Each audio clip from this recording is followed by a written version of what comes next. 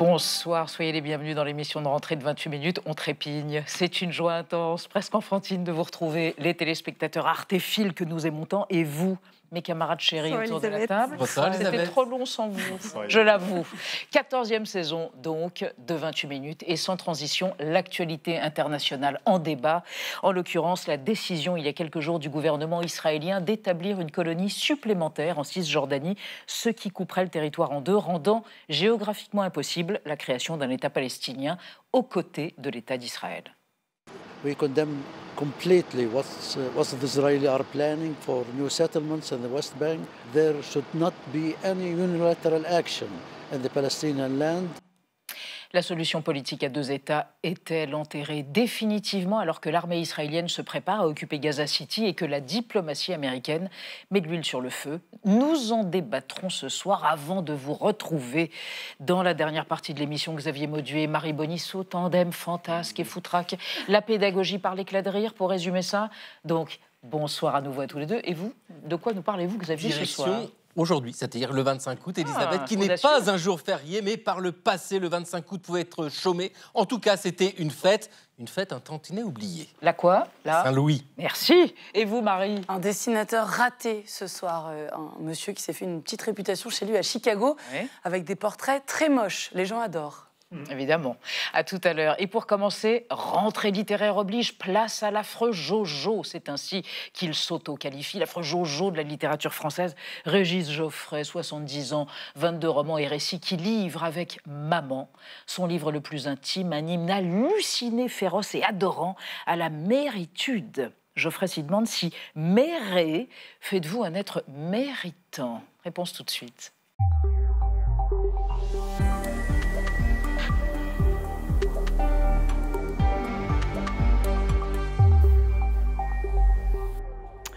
Régis Geoffrey, bonsoir. Bonsoir. Hélas, vous ne nous tirerez pas la langue, comme sur cette photo. Hein, petit garçon méphistophélique. Oh bah j'aurais tout tenté, il ne le fera pas. Et bien pour la peine, je vous présente Anna Ndiaye et Benjamin Sporton. Bonsoir. Geoffrey, héros de la rentrée littéraire avec Maman.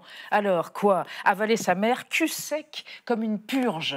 Le programme en 255 pages, totalement convulsive, hallucinée, radotante, dingue, génial. Bah écoutez, merci. C'est votre livre le plus intime? Sûrement. Ah oui, ça, oui. C'est le plus intime des livres que je pouvais écrire, oui. Sur ma mère, oui. Puisque j'ai fait passer tout mon temps à ne pas écrire sur elle. Et ben voilà. Donc, alors, pourquoi ce paradoxe, et certains diraient même cette incohérence, Geoffrey Tienne, profil idéal du Zig par Gaël Legras. Régis Geoffrey, comment évoquer les liens singuliers qui nous unissent à nos parents? Comment mesurer leur influence sur nos propres destinées? Comment transformer leur existence en œuvre littéraire? Après Papa, en 2020, vous publiez désormais Maman. Pour répondre à toutes ces questions, vous avez le profil idéal. Dans Papa, vous mélangiez réalité et fiction pour romancer la vie de votre père mort en 1988. Ce non-père, ce petit peu de père, comme vous le décriviez alors. Il était absent en ce sens qu'il était sourd, complet et qu'il était bipolaire sous aldol. L'aldol est un neuroleptique qui réduit la personne à pas grand-chose en fait. En construisant ce texte, vous vous inventiez des souvenirs communs lumineux qui n'existaient pas.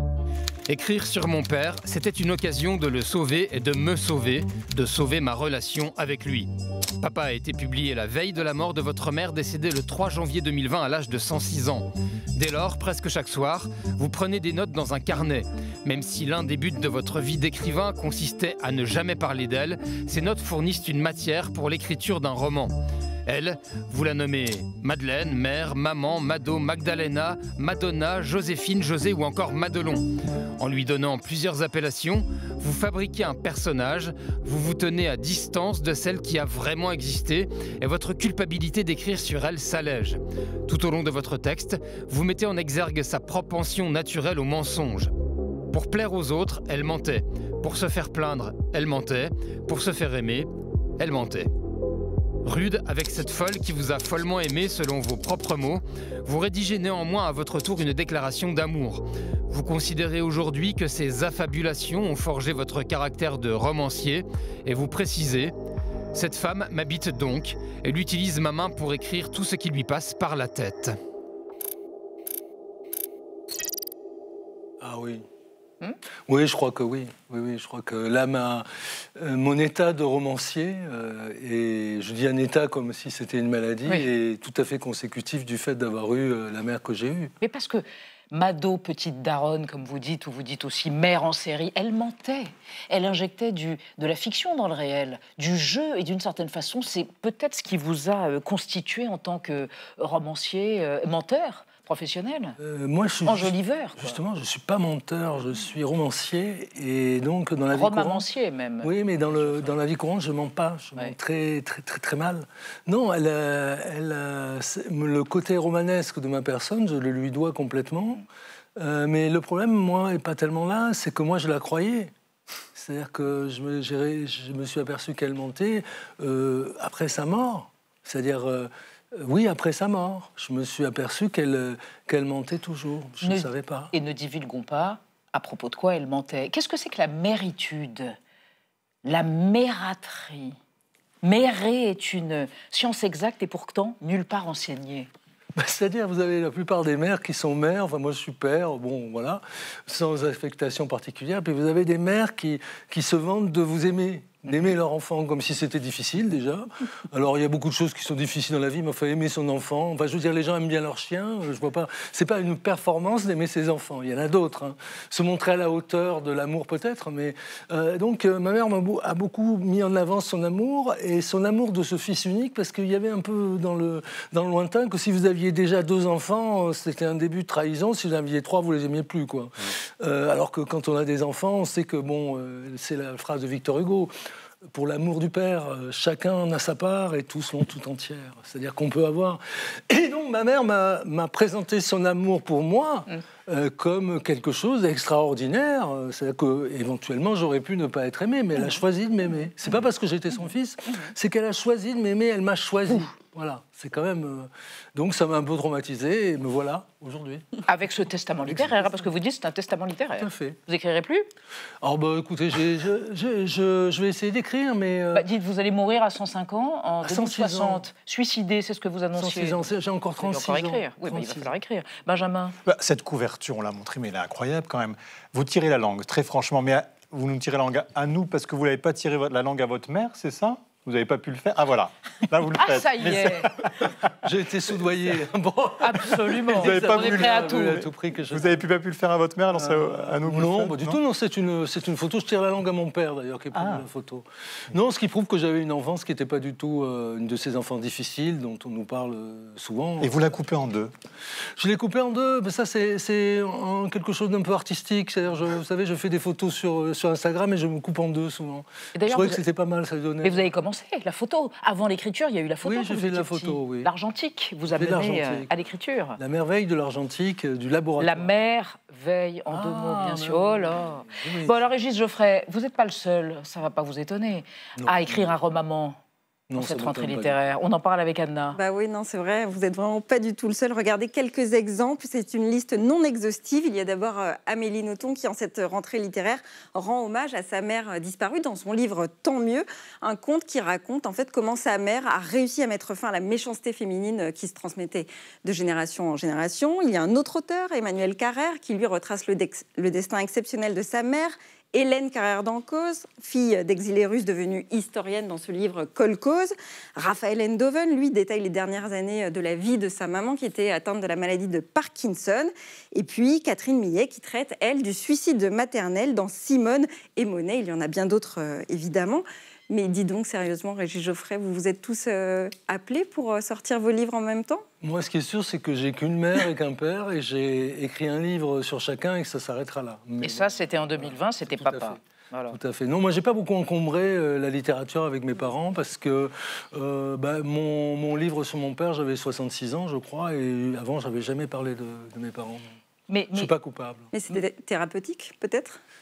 Non, je crois que c'est littéraire, vous savez, parce que c'est pas si thérapeutique que ça, parce que j'aurais pas été écrivain, j'aurais pas écrit. Parce que je me suis retrouvé avec ce cahier là où j'écrivais. Vous savez ce que c'était le cahier au départ? Dry January, je ne sais pas si je le prononce bien. Dry January. Vous aviez fait le vœu de ne pas boire pendant le mois de janvier. Non, de ne pas aller sur les réseaux sociaux. Ah, très bien. Une détox numérique. Et donc, parce qu'on nous avait dit que c'était une intoxication, etc. Donc je m'étais dit, je vais faire le vendredi, pas le vendredi, mais le janvier, le mois de janvier sans réseaux sociaux. Donc j'ai tenu un journal à partir du 28 décembre. Donc ça parle de cette chose jusqu'au 3. Et puis quand ma mère est morte, je parle de ma mère. Mais je me suis aperçu que j'étais pas du tout accro aux réseaux sociaux. Donc j'ai tenu c'est une belle imbécilité. Bon, pendant un mois, je suis pas allé sur les réseaux. Puis voilà, mais de toute façon, depuis Romain Gary, Proust, Annie Ernaux, Philippe Roth, Colette et d'autres, écrire sur son père ou sur sa mère, ça fait vibrer, résonner une corde universelle chez les lecteurs. C'est pas de l'infantilisation ou de l'égotisme, ça va plus loin que ça, bien sûr. De l'égotisme, je pense pas, mais moi je suis égotiste comme un artiste. Donc, mais on n'est plus. Moi, je préfère être égotiste avec d'autres choses qu'avec moi-même, d'autres égos que moi-même, d'autres égos que le mien. Ah, pas mal, ça. C'est pas mal. Carrère. C'est un clin d'œil à Emmanuel Carrère, d'autres vies que les miennes. Votre maman était-elle féministe? C'est même pas une question. Vous, par contre, vous dites je suis un auteur féministe. Et c'est vrai que depuis 40 ans, oui, mais depuis 40 ans, vous dénoncez l'inceste, la pédophilie, le patriarcat, la coercition patriarcale. Et ça fait 40 ans que vous le faites. Et vous pouvez dire je suis un auteur féministe. J'ai été condamné pour ça. Condamné pour féminisme. Bon, ça, c'est-à-dire mon livre sur DSK sur Dominique Strauss-Kahn, absolument. Mais non, moi c'est par hasard. C'est en me penchant sur des choses que je dirais pas que j'irais pas jusqu'à me dire auteur féministe. Ce serait un peu de la vanité. Non, très bien. Mais vous oscillez beaucoup dans ce livre quand même entre provocation et émotion réelle. À un moment donné, vous dites je regrette amèrement de ne pas l'avoir fait incinérer pour obtenir en quelque sorte une urne portative. C'est vrai ou pas, ou c'est de la provoque? C'est pas vrai. Mais c'est vrai aussi. Vous savez, dans ce livre, il y a toute la vérité que j'ai sur les choses. C'est très peu de choses. Vous savez, c'est un peu comme si vous avez un peu de levure et en fait, un roman, c'est un gâteau.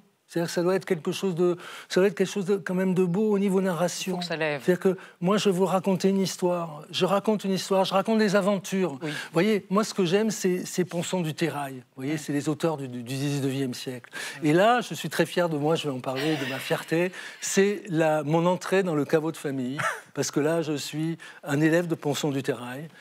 Et donc, je raconte cette histoire complètement invraisemblable, ce qui me préserve de la loi.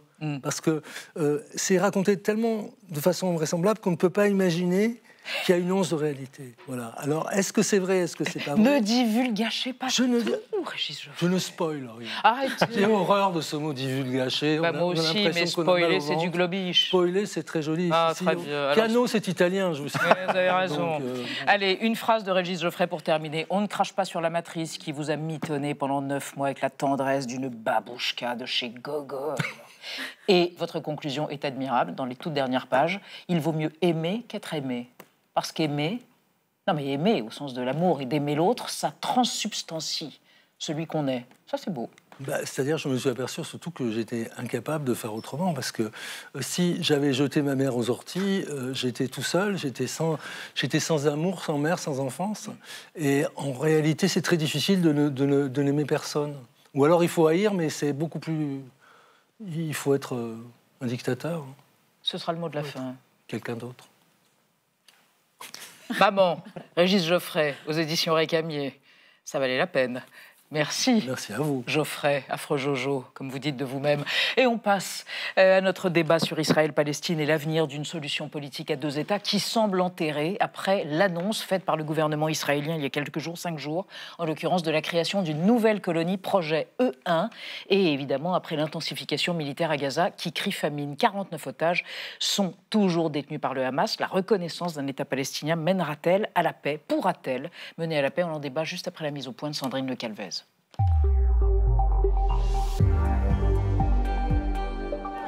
Des camions d'aide alimentaire pris d'assaut. Scène quotidienne dans la bande de Gaza, où l'ONU vient de décréter l'état de famine dans toute une partie de l'enclave ravagée par la guerre. La faim nous consume, nous voyons la mort de nos propres yeux et nous venons ici juste pour avoir quelque chose à manger. À la détresse alimentaire s'ajoute la peur des bombardements. Au moins 15 morts ce matin, dont 4 journalistes dans des frappes israéliennes sur un hôpital de Khan Younes, alors qu'Israël se prépare à une nouvelle opération militaire, la conquête de Gaza-Ville, considérée comme le dernier bastion du Hamas. Nous allons frapper le Hamas dans la ville de Gaza. Le chef d'état-major a ordonné la convocation de 60 000 réservistes pour début septembre. L'État hébreu envoie donc des chars sur Gaza, mais aussi des bulldozers et des pelleteuses en Cisjordanie. L'administration israélienne a officiellement approuvé une accélération de la colonisation qui revient presque à couper en deux la Cisjordanie. Le projet E1 prévoit la construction de 3400 logements entre Jérusalem et la colonie de Malé Adoumim. Les Palestiniens ne décolèrent pas. Cette déclaration d'Israël s'inscrit dans la continuité du comportement quotidien des colons en Cisjordanie. Mais elle constitue également un acte clair qui vise à mettre fin à toute illusion d'une solution à deux États. Israël ne cache effectivement pas son intention de saper toute possibilité de reconnaissance d'un État palestinien au moment où Emmanuel Macron s'apprête à reconnaître la Palestine comme État dans quelques jours lors de la 80e Assemblée des Nations Unies. Alors l'offensive militaire sur Gaza et la colonisation en Cisjordanie enterrent-elles l'idée même d'un État palestinien? Nos trois invités pour ce débat, Anouar Abou-Eiché, bonsoir monsieur, vous êtes ancien ministre de la Culture de l'autorité palestinienne et selon vous, on s'éloigne de plus en plus d'un État palestinien sur le terrain, mais il y a de plus en plus de pays qui reconnaissent cet État en application du droit international, ce qui vous fait dire qu'il n'y a pas d'autre choix. À côté de vous, Michel Taubman, journaliste franco-israélien, bonsoir. Vous êtes fondateur du groupe de dialogue judéo-arabe Shalom Salam et selon vous, l'État palestinien reste pour l'instant un État virtuel tant que le gouvernement de Benyamin Netanyahou sera en place, mais c'est aux Israéliens et aux Palestiniens de trouver des solutions pour vivre ensemble et en paix. Et à côté de vous, Amélie Ferret, bonsoir, chercheuse et responsable du laboratoire de recherche sur la défense de l'IFRI, dernier ouvrage, Les mots armes d'une nouvelle guerre, aux éditions Le Robert. Selon vous, Amélie Ferret, la décision française de reconnaître l'État palestinien peut avoir un effet d'entraînement, mais il ne faut pas se faire d'illusions, son influence à l'international, l'influence de la France reste assez limitée. Et on démarre le débat, Benjamin, avec le chiffre du jour. 12 km², le projet israélien E1, E pour East, une zone située donc à l'est de Jérusalem, qui a été validée par le gouvernement de Netanyahou, prévoit la construction de milliers de logements, environ 3400, donc sur un territoire de 12 km² en Cisjordanie, actuellement administrée, cette partie-là en tous les cas, par l'autorité palestinienne. Amélie Ferré, en fait, c'est un projet qui n'est pas nouveau, qui existait déjà, mais qui n'avait pas été mis en œuvre. C'est bien ça ? Oui, tout à fait. Et en fait, c'est un projet qui est dans la continuité de la politique gouvernementale qui est menée par ce gouvernement Netanyahou, qui donne une place inédite au mouvement des colons et qui s'exprime là justement dans le fait de progresser sur la colonisation. Mais ce qu'il faut bien comprendre avec Netanyahou, c'est que cette volonté en fait d'annexer de fait la Cisjordanie, elle date pas de personnalités extrémistes comme Bezalel Smotrich ou comme Itamar Ben-Gvir. En fait, Netanyahou, c'est quelqu'un... Les deux ministres d'extrême droite du gouvernement. Exactement. C'est quelqu'un qui a toujours été opposé à un État palestinien. Il a toujours dénoncé les accords d'Oslo. Il avait participé aux manifestations contre Yitzhak Rabin. Et dès 2021, il a promis l'annexion d'une partie de la Cisjordanie. Donc là, on est vraiment dans la continuité de cette politique-là.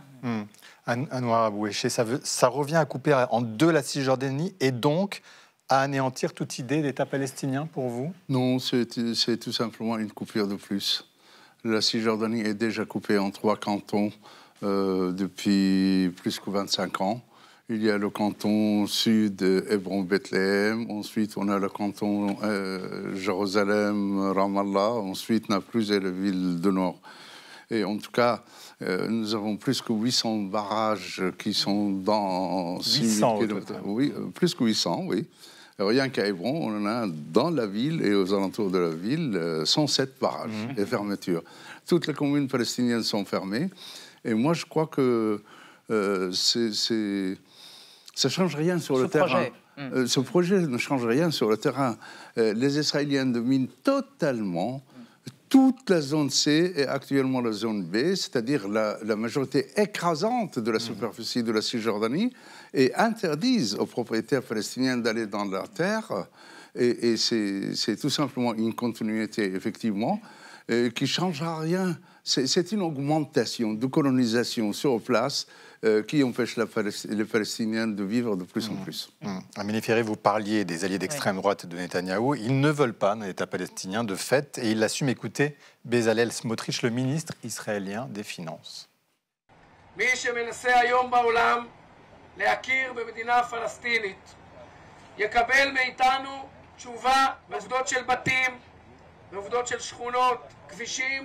ועוד ועוד משפחות יהודיות שבונות חיים. המציאות הזו קוברת סופית את רעיון המדינה הפלסטינית. פשוט כי אין במה להכיר ואין למי להכיר. Michel Thomas ne souffre pas d'ambiguïté. Est-ce que les Israéliens partagent cette opinion?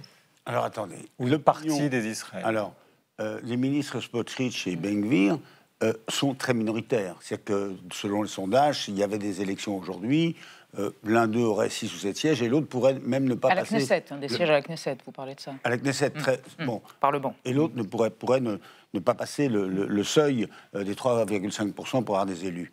Mais le problème, c'est que dans cette situation de guerre, alors d'une part, avec le mode de scrutin israélien, ils ont un droit de vie ou de mort sur le gouvernement, ça c'est le mode de scrutin proportionnel, mais on est dans une situation de guerre où, depuis le 7 octobre, ils sont quelque part les moteurs de tout ce qui se passe. Et si la majorité des Israéliens n'adhèrent pas à 100% à ce qu'ils disent et à ce qu'ils font, il n'y a pas encore une majorité israélienne autour d'un autre projet, mais il y a une opposition qui se manifeste. La semaine dernière, il y avait environ 1 million de personnes, Dans les rues. 2 millions. Oui. Moi, je ce qui est énorme, parce qu'il y a 6 ou 7 millions d'habitants à peu près en... Il y a 10 millions d'habitants en Israël.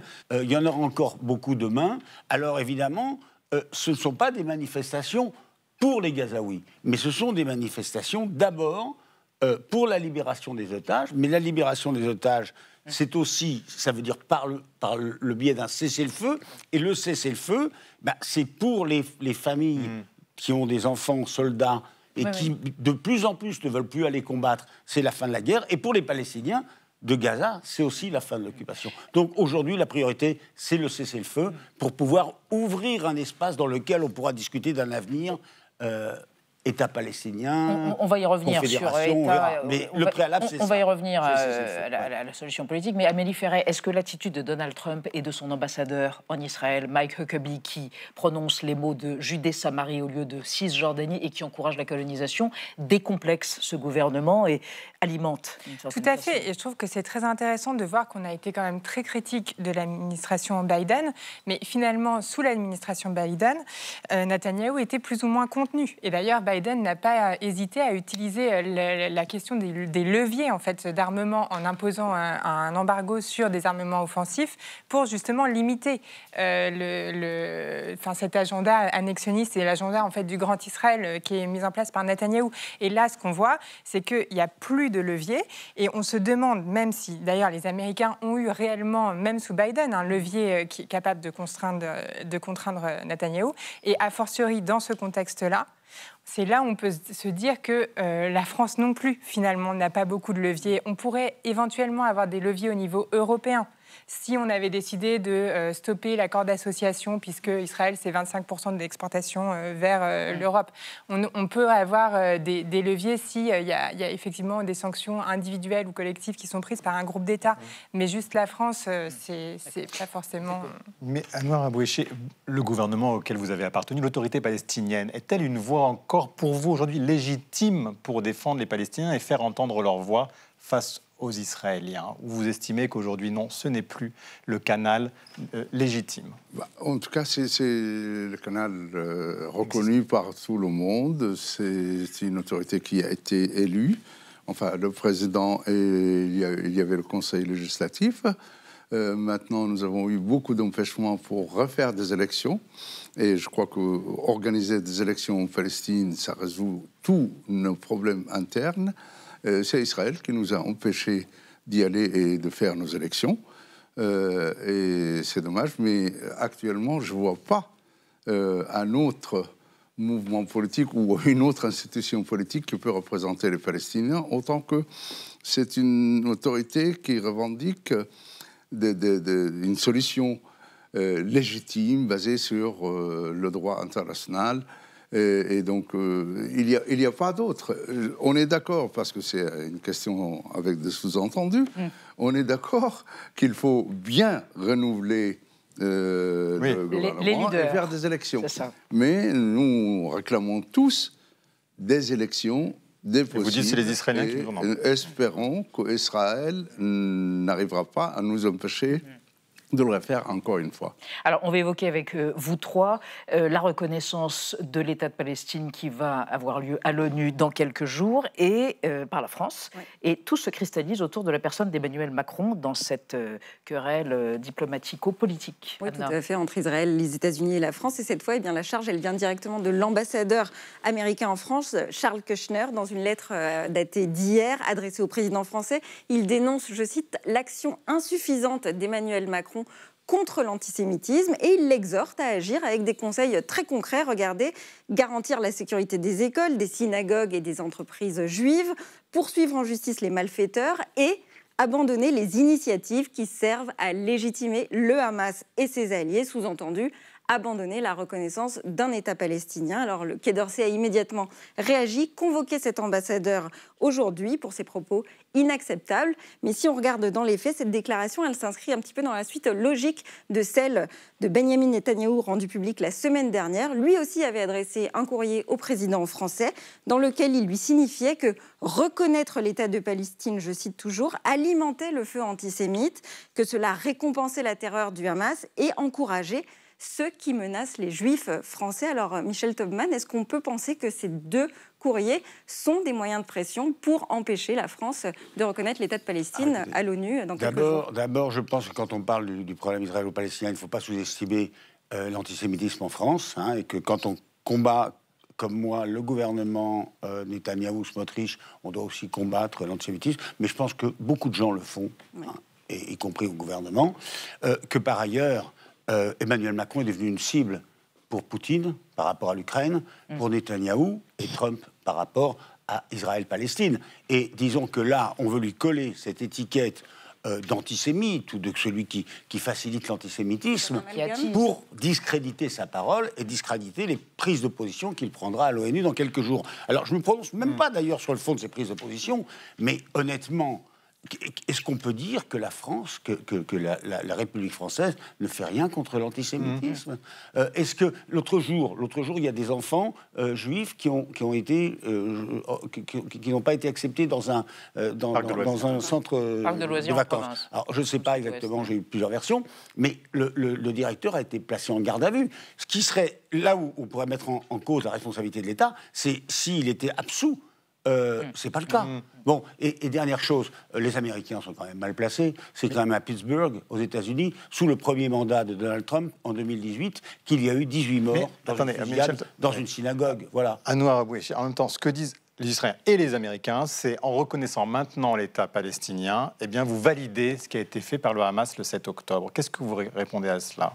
Je dis que c'est vraiment n'importe quoi. Parce que c'est l'OLP depuis des dizaines d'années qui a pour stratégie de se faire reconnaître par la communauté internationale. Notre lutte est sur le plan diplomatique de faire reconnaître l'État palestinien pour avancer, pour arriver à une pression de la part de la communauté internationale sur Israël, pour qu'Israël se soumette au droit international, pour qu'il y ait un État palestinien. Et ça n'a pas changé. Et donc Hamas n'existait pas quand nous avons dit ça depuis longtemps. Et Hamas, oui, c'est un mouvement chez le peuple palestinien, mais ce n'est pas le représentant du peuple palestinien, d'ailleurs. Mais il y a un problème de timing ou pas dans cette reconnaissance, alors que Emmanuel Macron avait conditionné cette reconnaissance justement au désarmement notamment du Hamas. Mais en fait, pour moi, c'est pareil, c'est vraiment un faux débat. C'est-à-dire que là, Emmanuel Macron lui-même a proposé de faire d'élargir la coalition anti-Daesh au Hamas. Il ne prône pas du tout l'armement du Hamas. Et militairement, aujourd'hui, le Hamas est dans sa grande partie, en fait, démantelée et désarmée. Enfin, quand on regarde la communication des forces armées israéliennes sur les capacités du Hamas... C'est toujours une organisation terroriste, néanmoins. C'est toujours une... Oui, non, mais en termes d'armement, ils n'ont plus d'armement. Ils sont affaiblis, mais pas complètement démantelés. Oui. Enfin, là, il parle quand même de seulement 2 bataillons qui sont opérants. Donc, pour moi, la question, c'est sur celle du timing. En fait, Emmanuel Macron, comme ça a été rappelé, il se positionne face à ce qu'il appelle l'international réactionnaire. Donc, défenseur de l'Europe, défenseur du droit à l'autodétermination des Ukrainiens et donc défenseur aussi du droit à l'autodétermination des Palestiniens. Et en fait, c'est pour ça que c'est en cohérence avec la politique de la France et avec la revue nationale stratégique qui a été publiée là justement en juin, qui dit que la boussole pour la politique étrangère de la France, c'est justement le respect du droit international. Et donc le Hamas n'a pas le monopole de la cause palestinienne. Et ça, il faut quand même le rappeler. Est-ce que d'autres pays, des pays arabo-musulmans, Arabie Saoudite, Qatar, Oman, Koweït, devraient reconnaître, est-ce qu'il faut conditionner aussi la reconnaissance d'Israël par ces pays? Ça n'est pas fait et ça devrait être fait. Là, je pense qu'effectivement, Emmanuel Macron était parti sur un projet ambitieux. Mais attendons de voir ce qui va se passer, qui était pas seulement de reconnaître l'État de Palestine, que la France le fasse, parce qu'il y a 147 ou 148 pays qui l'ont fait. Et en fait, il peut y avoir 190 pays qui le reconnaissent. C'est pas ça qui va créer l'État de Palestine. Ce sont des négociations entre Israéliens et Palestiniens. Et c'est ça le nœud du problème pour l'instant. Alors donc, que la France le reconnaisse ou pas, la question est, je pense que... est-ce que finalement... La France peut poser des conditions, mais ce n'est pas la France qui est opérationnelle. Donc il faut aujourd'hui d'abord imposer un cessez-le-feu à Gaza et ensuite mettre en place un processus diplomatique de négociation. Et surtout, la priorité des priorités, c'est d'empêcher, c'est d'arrêter. Il n'est jamais trop tard, la destruction de Gaza. Parce que là, le débat, il n'est pas entre État palestinien ou pas État palestinien. Donald Trump, il n'a pas dit, et même Netanyahou, s'il disait « nous voulons annexer Gaza ». C'est dommage, votre voisin sur cette question. Sur cette question de la reconnaissance d'Israël par les pays arabes qui ne l'ont pas fait, est-ce que vous pensez que ça peut enclencher un mouvement et mener à un moment donné à une solution pour la paix ou pas? Est-ce que ça peut être positif? Non, c'est le peuple palestinien qui est en cause, c'est le peuple palestinien qui est concerné. Il n'y a que le peuple palestinien qui peut... qu'une solution avec un État palestinien qui peut protéger Israël. Parce qu'on peut parler de tous les États arabes et d'autres États, mais la protection d'Israël ne peut être qu'une solution politique fondée sur le droit international. Et là, je crois qu'il n'y a pas besoin de dire est-ce qu'ils vont reconnaître ou pas reconnaître. Et vous croyez à quoi aujourd'hui? À une solution à 2 États ou plutôt à un État binational? Alors, je crois que nous luttons, en tout cas c'est la position officielle et c'est la position logique pour le moment, nous luttons pour un État dans le territoire occupé en 1967 et en conformité avec les dispositions du droit international. Maintenant, je rappelle que l'article numéro 1 de la charte de Fatah, organisation principale de l'OLP, c'est que nous luttons, c'est pas abrogé, mais c'est le programme politique qui a changé. Donc nous luttons pour un État laïque et démocratique sur la totalité de la terre de Palestine, à égalité de droits et de devoirs entre chrétiens, juifs et musulmans. Maintenant, il n'y a personne en Israël qui veut de cette solution, et même la communauté internationale ne veut pas. C'est pour ça que nous parlons de 2 États, parce que la paix, nous allons le faire avec les Israéliens. Alors, regardez une archive qui remonte à 2005 et qui montre que la colonisation des territoires palestiniens n'est pas forcément inéluctable. Il y a 20 ans, le gouvernement d'Ariel Sharon avait décidé de se désengager de la bande de Gaza et d'expulser les colons de Cisjordanie. Le processus semble inexorable. Ce soir, ces images témoignent de l'évacuation totale de 2 colonies isolées de Cisjordanie. La première nuit de mise en application du plan Sharon n'est pour l'heure troublée par aucune violence majeure. Tout à l'heure, le Premier ministre israélien s'est adressé à une nation sous tension. Ce retrait est important et historique, a solennellement asséné Ariel Sharon. Le monde attend la réponse des Palestiniens, une main offerte à la paix ou le feu du terrorisme. Il reste de 700 à 800 familles dans ces colonies qui devraient être démantelées dans la semaine. Michel Thomas, c'est aussi la preuve que rien n'est inéluctable, non? Il y a eu cette colonisation à l'époque et un ministre de droite est revenu en arrière. Alors, attendez, Ariel Sharon, qui n'était pas un gauchiste, qui était un va-t-en-guerre, qui était un grand général, comme la plupart des premiers ministres israéliens, à part Netanyahou et quelques autres, qui était un grand général, qui avait mené toutes les guerres d'Israël. Ariel Sharon a fait ce choix dans l'intérêt de l'État d'Israël, de se retirer de Gaza. Le reproche qu'on peut lui faire, c'est de ne pas avoir négocié avec l'autorité palestinienne le retrait de Gaza. Bon, c'était un retrait unilatéral. Mais aujourd'hui, il y a quand même un consensus dans l'opinion israélienne pour ne pas retourner à Gaza. Si nous sommes partis de Gaza il y a 20 ans, il n'y a pas... autant sur la Judée-Samarie ou la Cisjordanie, il y a 400 000 Juifs qui y vivent, et je crois d'ailleurs qu'on est d'accord pour qu'ils y restent d'une manière ou d'une autre.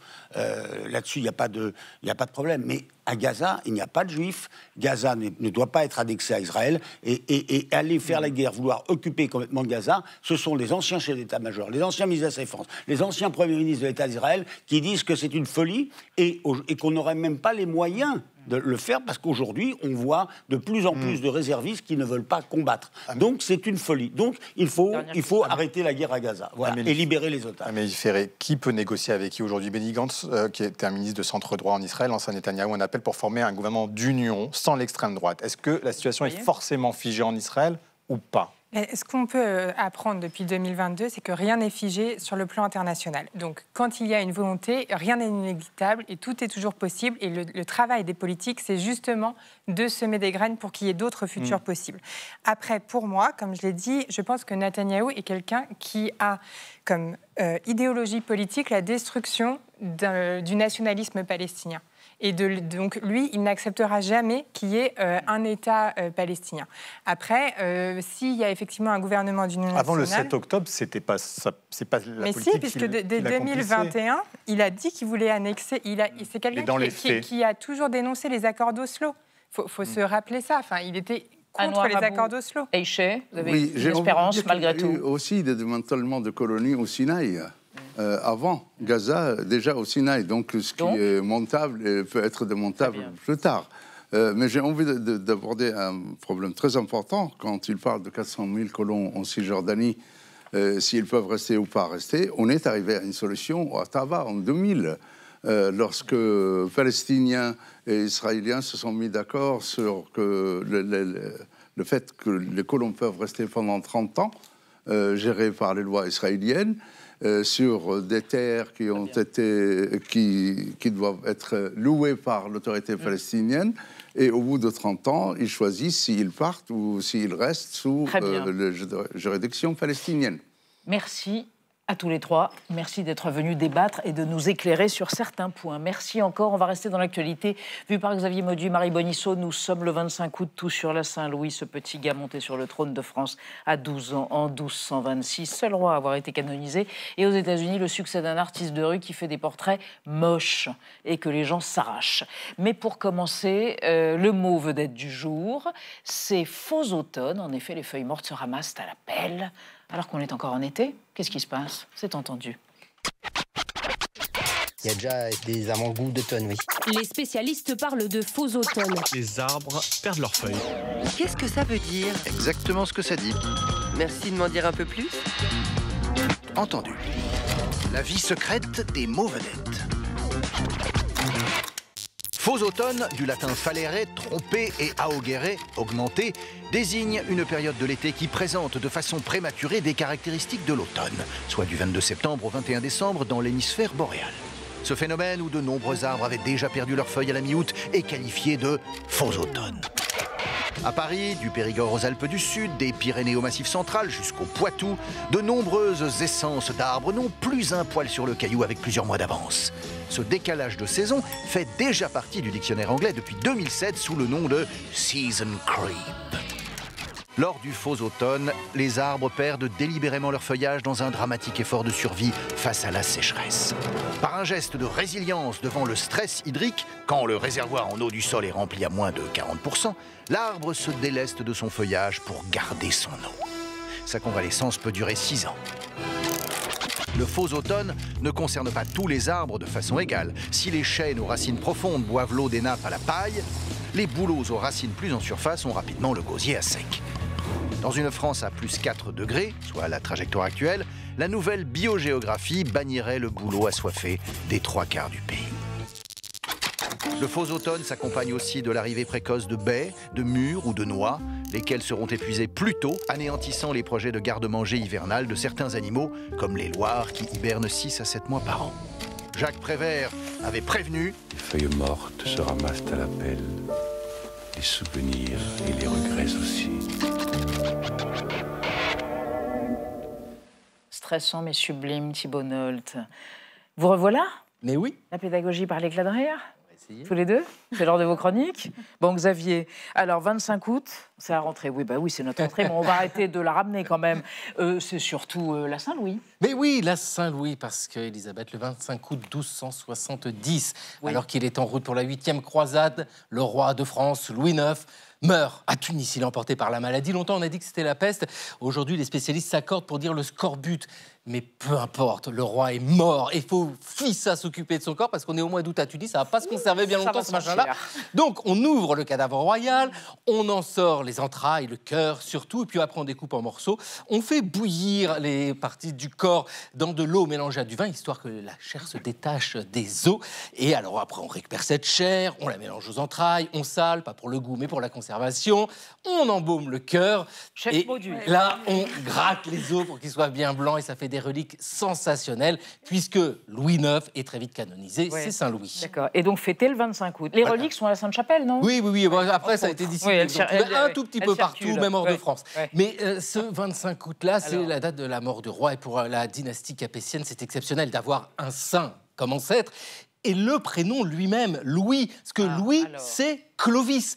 Vous mettez un C, le C a disparu à travers le temps, le U et le V s'écrivent de la même manière. Louis, c'est Clovis. Clovis, par le baptême de qui? Les Francs sont entrés dans la chrétienté. Donc, vous voyez combien c'est important, ce prénom-là, d'où le fait qu'il y ait 18 rois de France qui s'appellent Louis. Et comme la fête du roi, c'est une fête civique, eh bien, le 25 août devient un moment incontournable. D'ailleurs, même quand le roi ne s'appelle pas Louis, que ce soit Charles ou Henri, peu importe, le 25 août, c'est un moment particulier entre dévotion, entre attachement à la dynastie.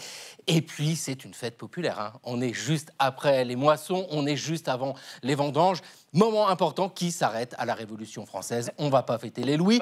Quand Napoléon arrive, lui, il choisit le 15 août, la Saint-Napoléon, mais le 25 août demeure fête nationale à la Restauration avec Louis XVIII. Puis après, bon, ça y est, ça passe. Second Empire, Napoléon III, 15 août, et la République à la fin du 19e siècle, le 14 juillet. Mais le 25 août demeure dans les mémoires. Alors, quand il y a une fête locale, ou alors pour les nostalgiques de la royauté qui reluquent larmes à l'œil, cette fête relique. Oh, larmes, comment l'écrivez-vous? C'est beau, merci Xavier. Alors, chère Marie, aujourd'hui, retour au 21e siècle, Chicago, un très mauvais dessinateur a un succès fou. Et ce qu'il fait, c'est vraiment ugly, comme on dit. Pas très beau, c'est un peu l'anti-Hyacinthe Rigaud, vous savez, ce portraitiste de Louis XIV qui faisait tout pour magnifier le roi Soleil. Bon, bah là, avec les Louis, là, aujourd'hui. C'est vrai qu'on est très royaliste. Si vous passez à Chicago sur la pelouse du Logan Square, au contraire, vous n'allez pas sortir grandi de votre séance de pause qui dure 5 minutes, pas plus, devant le comédien, performeur et désormais dessinateur Jacob Ryan Reno qui attend, regardez-le, le chaland, comme ça, sur sa petite chaise, tous les dimanches, il est assis à sa table, avec une pancarte où il y a écrit Terrible Portraits, donc portrait moche, $5 seulement. Regardez, le résultat, c'est apparemment hilarant. I love the little random ass. The hair is yeah. Fun. Yeah. That's for you, of course. Yeah. So funny. Elle est sous-produit. Non, elle est trop contente. Moi, je trouve ça plus mignon que moche. Mais enfin, chacun ses goûts. Alors, il en a fait comme ça des centaines de ces Terrible Portraits qui ont leur petite renommée depuis que Jacob est passé à la télévision locale. Il a eu l'idée au printemps dernier, il n'y a pas longtemps. En fait, il est retombé sur une photo de ses années fac, une photo d'une soirée au cours de laquelle une amie lui avait proposé à l'époque de chacun se dessiner mutuellement. Et alors, une amie qui avait tiré une tronche de 6 mètres de long quand elle avait découvert la feuille de Jacob. Je suis un piètre artiste, reconnaît-il, et je n'ai aucune intention de m'améliorer. C'est tant mieux. Ce qu'il adore, en fait, dans ces séances de portraits moches, c'est qu'il appelle des performances, en fait, c'est surtout les liens que ça crée entre lui et ses modèles qui se mettent à lui raconter leur vie et leur ville, Chicago. D'ailleurs, dit-il, à l'ère de l'art par l'intelligence artificielle, je pense que ce que j'offre est une expérience incroyablement humaine. Voilà. Il y a un humain, quand même, que ça énerve, cette initiative, c'est son homologue new-yorkais, un certain Ricky Brown, qui lui propose depuis 3 ans, donc depuis plus longtemps. Alors, il n'appelle pas ça des terrible portraits, il appelle ça des really bad portraits, ce qui veut dire, vous êtes d'accord avec moi, exactement la même chose. Donc, il tient son stand de portraits moches, lui aussi, sur les marchés de New York, et il assurait quand même se faire 1 000 $ par jour, les bons jours. Ben oui, c'est un succès. Alors, il s'estime plagié, il a carrément menacé Jacob sur les réseaux sociaux, il a écrit « Efface ton compte de portraits moches et tout se passera bien ». Pour l'instant, il n'y a pas eu de réponse. Il l'a pas dessiné? Pas non, encore. Je vous jure que je vais suivre avec attention cette guerre des portraits moches. En attendant, tenez, Elisabeth, ça c'est cadeau. Voilà. C'est qui? Bon, j'ai essayé de vous faire, mais bon, c'est moi. Pas très bien, ouais. Oh, je suis pas assez moche là. Si ça vous intéresse, pour les autres, c'est 5 $. Hein. Je vous file le bifton après l'émission, Marie. Super. C'est pas du tout assez moche. Bon, bravo. Je regarde un chien de ma chienne. On se retrouve demain, chers téléspectateurs, à 20h05 au même endroit. Vous le savez. Tchuss, Libedi.